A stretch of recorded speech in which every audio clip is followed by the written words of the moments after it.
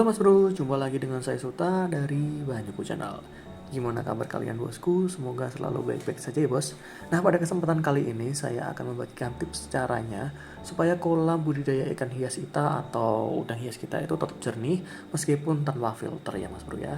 Tapi sebelum itu pastikan kalian yang baru datang untuk subscribe, like, dan komen. Langsung saja kita tonton ke dalam videonya.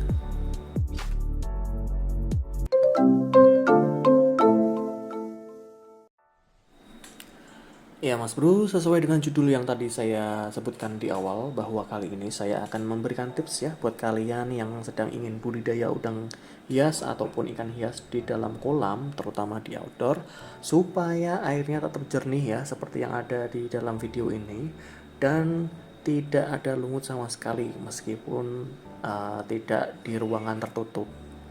Kemudian tips ini bisa kalian jalankan karena memang simple aja Mas Bro, ada 5 aja yang bisa kalian lakukan ya supaya mendapatkan hasil maksimal. Nah, tips pertama, gunakan air tanah atau air PDAM yang telah diendapkan kurang lebih 3-6 hari Mas Bro.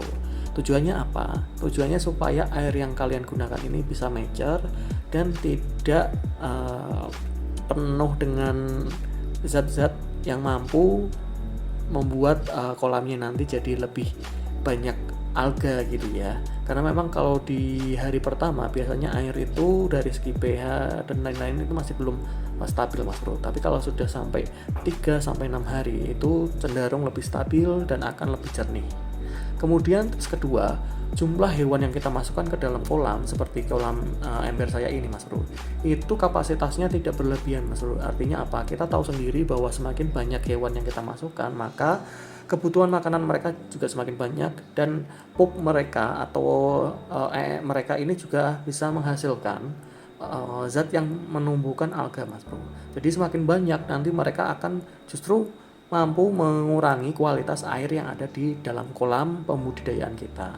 Jadi embernya ini tetap jernih ya, seperti yang kalian lihat. Itu karena memang isinya itu nggak sebanyak yang saya masukkan. Jadi intinya adalah menjaga keseimbangan antara hewan yang ada di dalam kolam dan juga kapasitas kolam itu sendiri. Jangan sampai berlebihan. Kemudian Mas Bro yang ketiga, gunakan tanaman air Mas Bro. Terserah kalian menggunakan tanaman air jenisnya apa, mulai dari enceng gondok, apu-apu, atau hidrilla. Itu terserah yang ada di dalam kolam kalian aja Mas Bro, yang kalian mudah untuk dapatkan. Kegunaannya dari tanaman-tanaman ini, itu sempat saya jelaskan di dalam video sebelumnya, mungkin kalian bisa cek ya.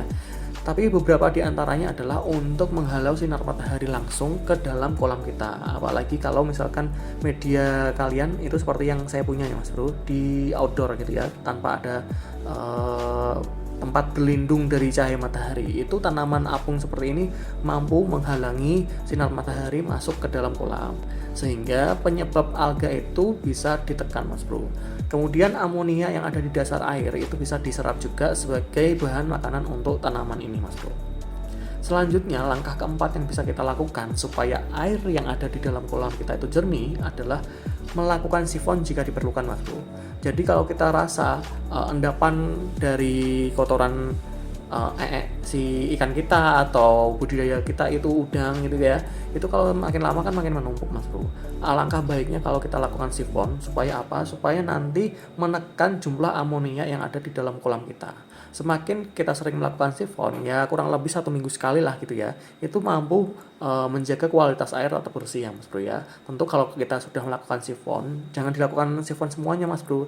Kita ambil sekitar 1/4 dari jumlah air, nanti kita ganti dengan air yang baru. Itu akan barui kualitas air kita yang dulunya sudah terlalu banyak amonia, sekarang kita tambah air baru yang cenderung lebih aman untuk budidaya udang maupun ikan hias kita. Dan tentunya akan membuat kolam yang ada di dalam halaman kita itu jauh lebih bersih dan jernih seperti yang ada di dalam video ini Mas Bro. Nah, tips terakhir ini adalah tips yang sangat penting menurut saya, karena tanpa adanya tips ini itu mungkin kolam yang kita miliki tidak bisa sebening yang ada atau yang sesuai yang kita inginkan Mas Bro, yaitu gunakan substrat Mas Bro ya. Substrat di sini tuh bukan hanya tanah ataupun batu ya, tapi melainkan substrat yang benar-benar bisa menjadi rumah bakteri baik bagi kolam kita.